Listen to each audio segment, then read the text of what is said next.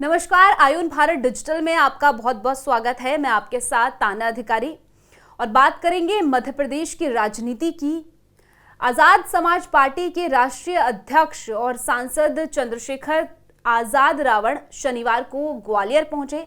उन्होंने हाईकोर्ट की ग्वालियर खंडपीठ परिसर में डॉक्टर भीमराव अंबेडकर की प्रस्तावित मूर्ति स्थापित करने को लेकर बड़ा बयान दिया। कहा कि सिर्फ एक प्रतिमा का नहीं है बात यहाँ पर, बल्कि समाज के सम्मान की बात है। अब ये पूरा मामला जो है वो लगातार किस तरीके से बढ़ता जा रहा है, इस पर आज डिटेल में चर्चा करेंगे। मेरे साथ मेरी सहयोगी तनीषा मौजूद है। तनीषा, बहुत बहुत स्वागत है सबसे पहले तो आपका। क्या ये पूरा विवाद इस वक्त देखा जा रहा है मध्य प्रदेश में, और चंद्रशेखर रावण की जिस तरीके से भूमिका नजर आ रही है, किस तरीके से देखती हैं आप? देखिए तान्या, पहली बात जो ग्वालियर हाईकोर्ट का ये जो अंबेडकर कंट्रोवर्सी चल रही है, इस मामले पे चंद्रशेखर आजाद ने सीधा सीधा अल्टीमेटम देने का काम किया है। मैं उनका बयान एक बार पढ़ लेती हूँ। उन्होंने बोला है ये मामला फिलहाल हाईकोर्ट के भीतर विचाराधीन है और चीफ जस्टिस ऑफ इंडिया यानी कि सीजीआई के पास लंबित है। हमने सीजीआई को पत्र लिखकर आग्रह किया है कि इस मुद्दे को संवैधानिक तरीके से हल कराया जाए। हम चाहते हैं कि संविधान के दायरे में रहकर न्याय हो और मूर्ति की स्थापना हो। समाज की भावना जुड़ी है, इसलिए हम चाहते हैं कि सीजीआई स्वयं इस मामले का नेतृत्व करे। उनके और ये चीज हम सब जानते हैं कि चंद्रशेखर आजाद रावण बहुत पहले से कहते आए हैं कि न्यायपालिका है अगर, और क्या कोई भी न्याय से जुड़ा संशोधन है तो वहां पर बी.आर. अम्बेडकर की मूर्ति जरूर होनी चाहिए, क्योंकि जो निर्माता है कॉन्स्टिट्यूशन के वो बी.आर. अम्बेडकर ही है। और उन्होंने ये बोला है कि उनकी अगर प्रतिमा वहां लगती है तो ये सम्मान की बात है, लेकिन अगर नहीं लगती है तो ये हमारे लिए बहुत बेकार की बात होगी। हम इस पे उन्होंने बोला है कि 18 जून को अगर फैसला नहीं लिया गया आज या कल में, तो 18 जून को वो समिति बुलाएंगे और उसमें बड़ा फैसला लेंगे, बैठक बुलाएंगे, अपने आसपास करीबी लोगों से बातचीत करेंगे और बुलाकर रणनीति बनाई जाएगी कि बाबा साहेब की प्रतिमा लगाने हमारे समाज की आत्मा की आवाज है। उन्होंने बोला है कि बाबा साहेब की प्रतिमा नहीं लगी तो ये हमारे समाज की यानी कि दलित समाज की आवाज को जो बैठाने वाली बात होगी वो कर रहे हैं इस वक्त। बिल्कुल, इस वक्त देखिए, दरअसल मध्य प्रदेश की जो राजनीति है उसमें दलित का जो फैक्टर है वो देखा जा रहा है। ग्वालियर हाईकोर्ट परिसर में बाबा साहेब भीमराव अंबेडकर की प्रतिमा स्थापित को लेकर मंगलवार को दिल्ली में कांग्रेस की एक बैठक भी हुई। एमपी कांग्रेस प्रदेश के प्रभारी जो हैं हरीश चौधरी, उन्होंने साफ कहा कि इस मामले में कांग्रेस अधिकृत स्टैंड पहले से ही रख चुकी है। कांग्रेस पार्टी बाबा साहेब अंबेडकर की मूर्ति, जिसकी प्रशासनिक तौर पर स्वीकृति हाईकोर्ट ने दे दी है, वो वहां लगनी चाहिए। चौधरी ने यह भी कहा बैठक के बाद कि जिस तरीके से वहां पर दलित समाज को अपमानित किया जा रहा है, प्रतिमा को लेकर राजनीति की जा रही है, ये ठीक नहीं है।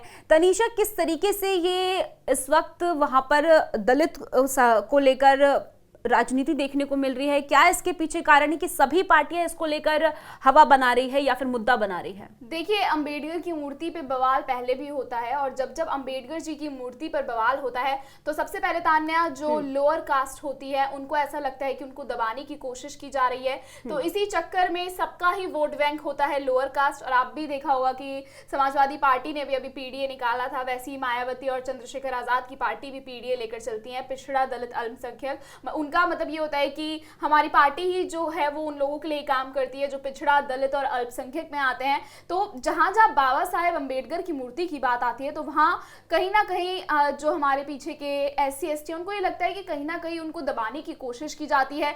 इसलिए ये विवाद जो है धीरे धीरे राजनीति का रूप ले लेता है, और इस विवाद में कहीं ना कहीं लोगों की बहुत ज्यादा तान्या जो भावनाएं हैं वो आहत होती हैं और काफी लोगों को ठेस पहुंचती है। ऐसा ही चंद्रशेखर रावण आजाद ने कहा कि हम लोगों की भावनाओं को ठेस पहुंचाने का जो काम है वो अभी किया जा रहा है। मैं बार बार अपील करूंगा कि हम लोगों की भावनाओं को ठेस ना पहुंचाया जाए। अच्छा तान्या, इस पूरे विवाद की एक बार मैं टाइमलाइन हमारे दर्शकों को बता देती हूँ। 19 फरवरी 2025 डॉक्टर भीमराव अंबेडकर की प्रतिमा लगाने के पक्षधर में वकीलों ने तत्कालीन चीफ जस्टिस सुरेश कुमार कैद से मुलाकात की। उसी दिन वकीलों के एक समूह ने ज्ञापन देकर प्रतिमा स्थापना का प्रस्ताव दिया, जैसे मौखिक रूप से स्वीकृति दी गई। फिर मार्च 2025 में हुआ, फरवरी से मार्च में आए, मूर्ति की स्थापना के लिए हस्ताक्षर अभियान शुरू हुआ। मूर्ति बनवाने के लिए चंदा इकट्ठा भी किया गया। फिर 21 अप्रैल 2025 यानी कि अगले महीने फिर आए। हाईकोर्ट रजिस्ट्रार युगल रघुवंशी ने पत्र जारी कर कहा कि सुप्रीम कोर्ट में अंबेडकर की प्रतिमा है। विरोध के बावजूद कार्य पूरा किया गया। मूर्ति स्थापना के लिए 14 मई 2025 का दिन तय किया गया। इसके बाद वकीलों के दो गुटों में टकराव शुरू हो गया। पुलिस की मौजूदगी में झड़प हुई। कुछ वकीलों पर महिला पुलिसकर्मियों से दुर्व्यवहार के आरोप भी लगे। अब तान्या उस दिन पे आते हैं 14 मई 2025, जिस दिन बोला गया था कि मूर्ति स्थापना होगी। दूसरा पक्ष मूर्ति स्थापना के लिए पहुंचा, जिसके बाद जमकर विरोध हुआ और हंगामा हुआ। अब मूर्ति स्थापना के बाद 17 मई को भीम आर्मी से निष्कासित और भीमसेना नेता रुपेश कैन को वकीलों ने पीट दिया। फिर 19 मई 2025 को तत्कालीन chief justice Suresh Kumar CAG की उपस्थिति में दोनों पक्षों की बातचीत हुई। फिर 24 मई 2025 में मायावती ने एक्स पर तीखी प्रतिक्रिया दी, सरकार पर जातिवादी मानसिकता और तत्कालीन समाधान की मांग की। इस दिन एमपी कांग्रेस अध्यक्ष जीतू पटवारी ने सीजीआई बीआर गवई को पत्र लिखकर भेजा। कोर्ट की मंजूरी से हुई स्थापना को उचित ठहराया, इसे संविधान के प्रति सम्मान का प्रतीक बैठाया। लेकिन फिर उसी के बाद 26 मई 2025 को आजाद समाज पार्टी, चंद्रशेखर आजाद की पार्टी ने 11 जुलाई 2025 को अंबेडकर महापंचायत की घोषणा कर डाली। भीमसेना के राष्ट्रीय अध्यक्ष नवाब सतपाल सिंह तंवर को ग्वालियर जिले की सीमा पर रोका गया और 9 जून 2025 को सपा सांसद रामजीलाल सुपन ग्वालियर दौरे पर आने वाले थे, लेकिन आगरा पुलिस ने उन्हें हाउस अरेस्ट किया। रामजी ने अपने घर पर ही प्रेस कॉन्फ्रेंस कर मध्य प्रदेश सरकार की उदासीनता और जातिगत भेदभाव का मुद्दा उठाया। अब ये जो विवाद है तान्या, पूरा का पूरा विवाद कहीं ना कहीं राजनीति का रूप ले चुका है और कहीं ना कहीं ये विवाद जो है दिल्ली भी पहुंच चुका है।